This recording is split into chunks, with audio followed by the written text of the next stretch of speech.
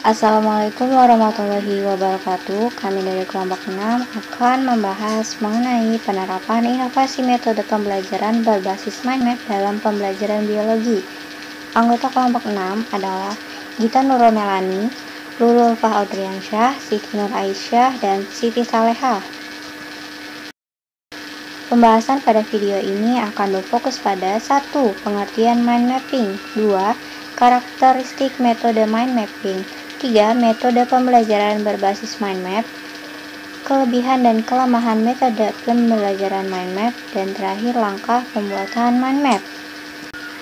Pertama, pengertian mind mapping. Pembelajaran mind mapping ialah penyampaian ide atau konsep serta masalah dalam pembelajaran yang kemudian dibahas dalam kelompok kecil sehingga nantinya diharapkan akan melahirkan berbagai alternatif dalam pemecahan masalahnya. Metode mind mapping adalah metode pembelajaran yang dikembangkan oleh Tony Buzana, kepala Brain Foundation. Peta pikiran adalah metode mencatat kreatif yang memudahkan kita mengingat banyak sekali informasi. Kemudian setelah selesai, catatan yang dibuat akan membentuk sebuah pola gagasan yang saling berkaitan dengan topik utama terletak di tengah, sementara subtopik dan perinciannya menjadi cabang.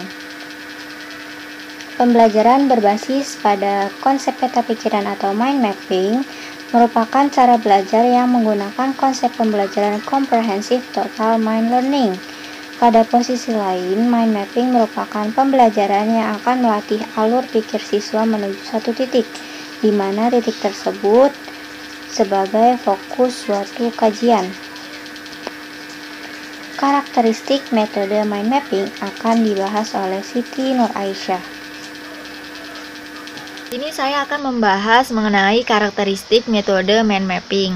Karakteristik yang pertama yaitu mind mapping ini menggunakan gambar dan simbol sehingga tampak seperti karya seni.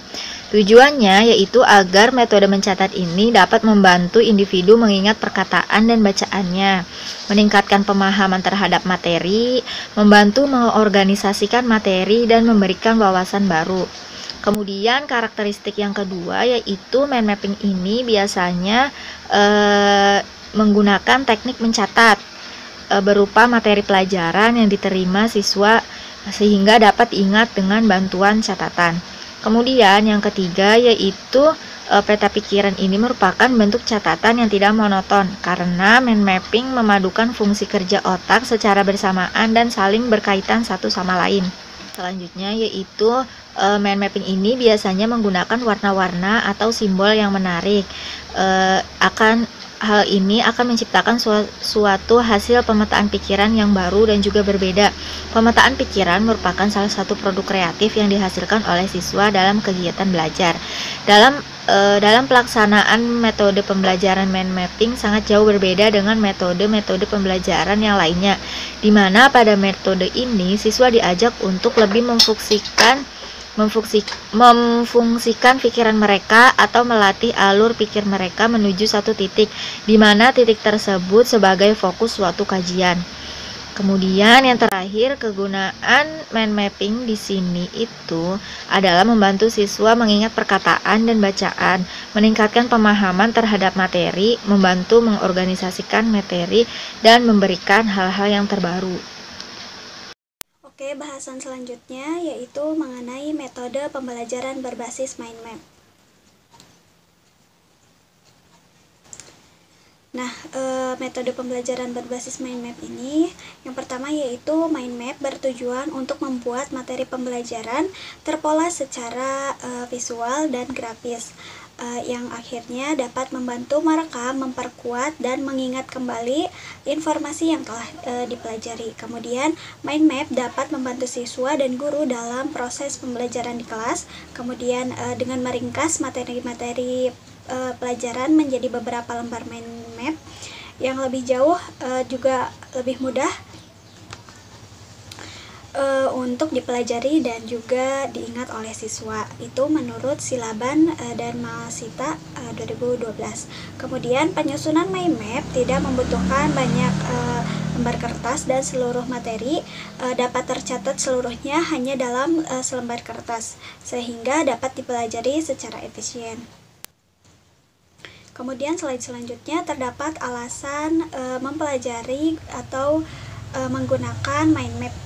Ini berpengaruh terhadap hasil belajar siswa. Yang pertama yaitu faktor lain yang mempengaruhi pemahaman materi pada pembelajaran mind map. Kemudian selain dari segi pembuatan catatan yaitu daya ingat siswa. Nah, catatan yang dibuat oleh siswa dapat bentuk mind map memudahkan mereka dalam mengingat materi yang telah disusun berupa kata kunci dan menghubungkannya melalui garis-garis lengkung dengan kombinasi warna yang berbeda. Kemudian siswa lebih mudah mengingat materi-materi yang telah dibuat dalam bentuk mind map. Hal ini sesuai bahwa mind map itu menggunakan kemampuan otak akan mengenal visual untuk mendapatkan hasil yang sebesar-besarnya, seperti itu. Kemudian untuk selanjutnya yaitu ada kelebihan dan kelemahan dari metode pembelajaran mind map.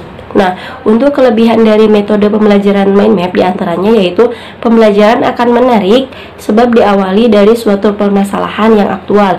Kemudian dapat melatih alur pikiran siswa yang relevan dengan kajian permasalahan. Kemudian kelebihannya selanjutnya yaitu dimungkinkan siswa untuk mengeluarkan ide atau gagasan secara baik dan sistematis. Selanjutnya yaitu dapat meningkatkan kerjasama antara siswa karena pembelajaran dilakukan dalam kelompok. Kemudian yang terakhir yaitu dimungkinkan siswa mengetahui kompetensinya sejauh mana kemampuan yang ia milikinya. Kemudian selanjutnya yaitu ada kelemahan dari metode pembelajaran mind map ini. Di antaranya yang pertama itu permasalahan yang diajukan ada kalanya tidak sesuai dengan daya nalar siswa. Kemudian yang kedua ini ditemukan ketidaksesuaian antara masalah yang dibahas dengan apa yang dibahas. Jadi melenceng pembahasan dengan permasalahan yang seharusnya dibahas. Kemudian yang ketiga itu untuk melatih alur pikir siswa yang rinciannya sangat sulit. Kemudian yang keempat ini penggunaan waktu ada kalanya kurang efektif pada saat melakukan diskusi. Dan yang terakhir yaitu harus membutuhkan konsentrasi yang tidak tinggi, sementara siswa susah diajak untuk berkonsentrasi secara totalitas. Kemudian selanjutnya itu adalah langkah-langkah membuat mind map. Nah, untuk membuat mind map ini tentu saja terdapat langkah-langkahnya. Di antaranya yang pertama itu tulis gagasan utama yang di tengah-tengah kertas dan lingkup pilah dengan lingkaran persegi atau bentuk lainnya.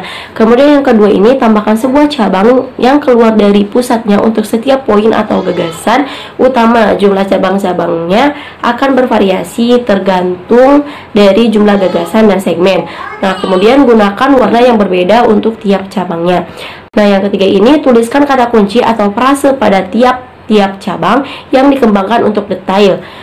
Kata kuncinya adalah kata-kata yang menyampaikan inti sebuah gagasan yang memicu ingatan. Jika menggunakan singkatan tersebut sehingga dengan mudah secara mengingat artinya selama berminggu-minggu. Kemudian yang terakhir yaitu tambahkan simbol-simbol dan ilustrasi untuk mendapatkan ingatan yang lebih baik. Mungkin cukup sekian pemaparan mengenai penerapan inovasi metode pembelajaran yang berbasis mind map dalam pembelajaran biologi. Kurang lebihnya mohon maaf. Billahi taufiq wal hidayah. Wassalamualaikum warahmatullahi wabarakatuh.